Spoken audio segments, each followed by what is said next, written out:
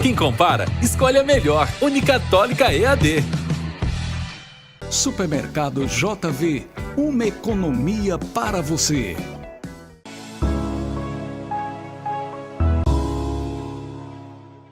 Unopar Quixeramobim, Rua Doutor Monteiro Filho, número 130, Centro. BrisaNet, levando o mundo até você.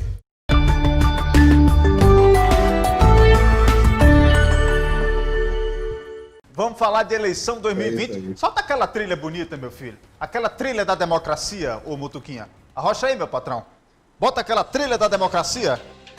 Hugo Lemos, no último final de semana nós tivemos debate com os candidatos a prefeito do município, senador Pompeu, do município de Boa Viagem, uma expectativa muito grande desses dois debates que reuniu aí, portanto, os candidatos aqui no município, uma festa da democracia, como a gente costuma dizer, e um debate muito positivo, muito propositivo também, isso enaltece ainda mais a cobertura do Sistema Maior. E toda segunda-feira, você sabe que aqui no programa a gente também está trazendo um quadro específico do Hugo falando sobre esses números que fazem parte desse processo de eleição. A gente já falou sobre o quociente eleitoral, o Hugo já explicou o que é voto branco, o que é voto nulo, para onde vão esses votos, o que significa.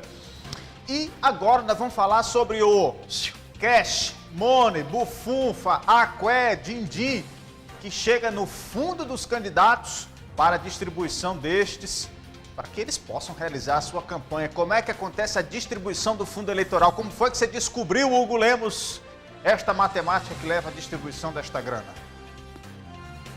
É isso, eu comecei a perceber como é que, porque muita gente falava sobre o fundo eleitoral e muita discussão sobre ele. E aí a gente foi tentar trazer para o nosso telespectador como é que funciona esse fundo eleitoral, de onde vem esse dinheiro, como ele é aplicado. É até complicado falar fundo eleitoral pelas últimas notícias, né, que a gente tem por aí. É meio complicado, mas o termo é esse mesmo. Então, como é que ela é recurso público?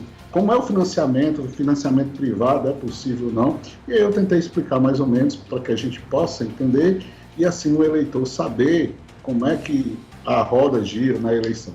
Exatamente. Rapidinho, vou trazer esse quadro e você da Rádio Canudos, me espere aí.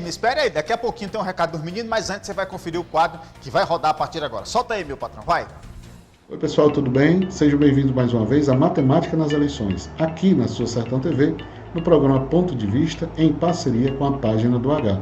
Financiamento partidário, o fundão, o fundo eleitoral. Você entende? Você sabe como ele funciona? Segura aí uma coisinha que eu te explico já.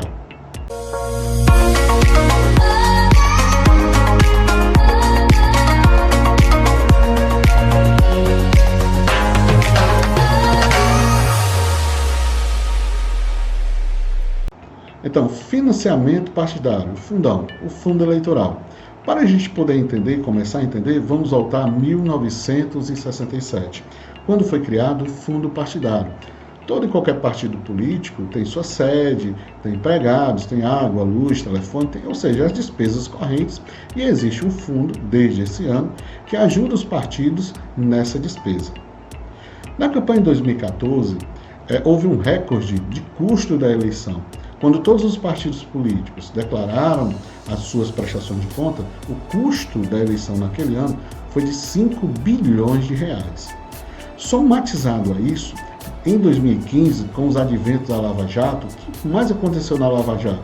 Se descobriu-se que tinha muitas empresas que estavam financiando candidatos e, em troca, pediam favores a esses candidatos. Que favores? A votar leis que favorecessem a empresa, a direcionar contratos para essa empresa, para que ela pudesse ganhar contratos, pudesse recuperar esse dinheiro, digamos assim, investido. Uma prática muito complicada e muito errada que acontecia em nosso país. Por isso que no ano anterior havia um custo tão alto, a campanha custou tão alto.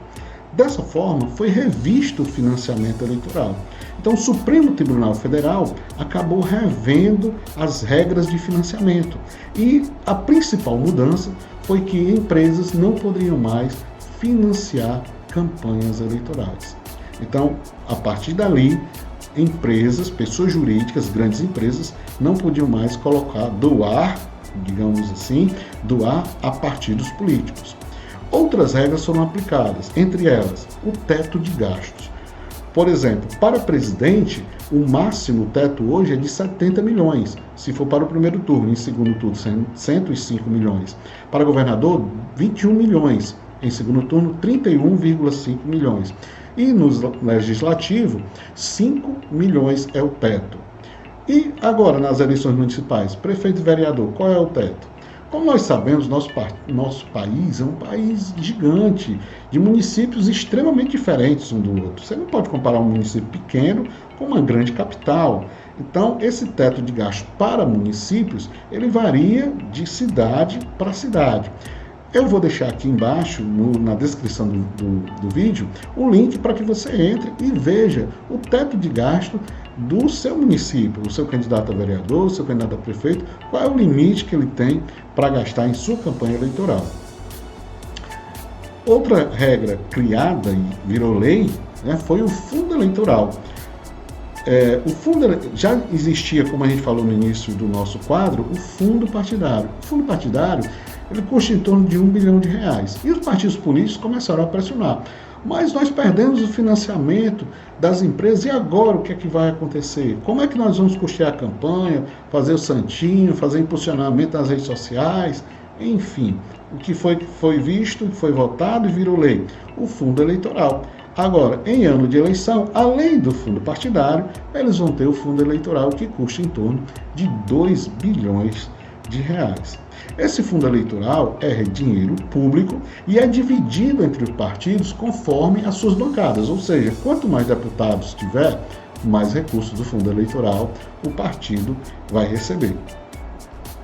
Outro ponto também que já existia e ainda pode acontecer é o autofinanciamento, ou seja, o candidato ele financia a si mesmo, ele pode pegar dinheiro dele e gastar na eleição. Logicamente que isso favorece aqueles candidatos que têm mais recursos, candidatos são ricos.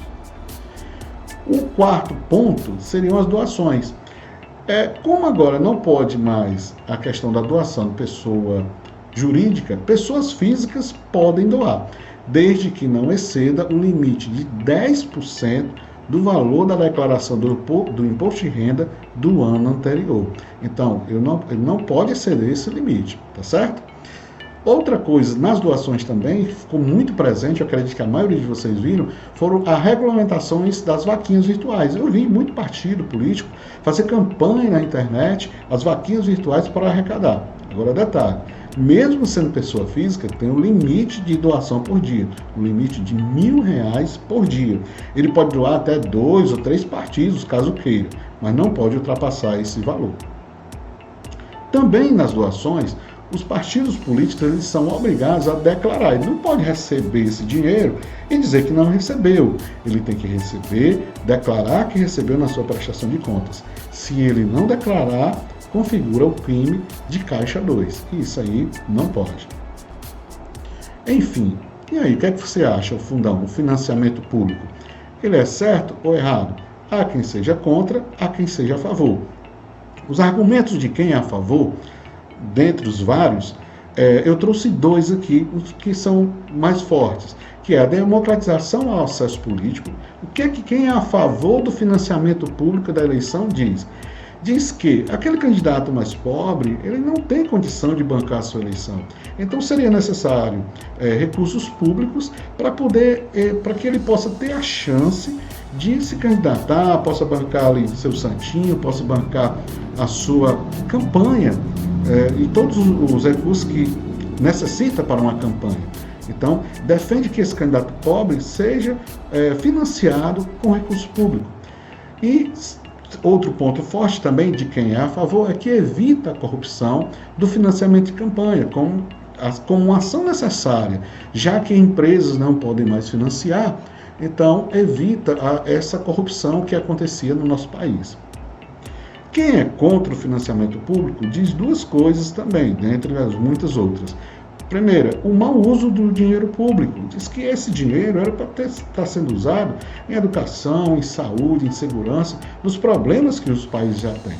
E outro problema também que eles elencam é que esse dinheiro é público, ou seja, Ele olha e diz assim, é meu dinheiro financiando talvez um partido que eu não concorde. Porque se todos os partidos que têm deputados, ou seja, que têm bancada, recebem dinheiro, qual é o partido que recebe mais dinheiro? Quais são os partidos que recebem mais dinheiro?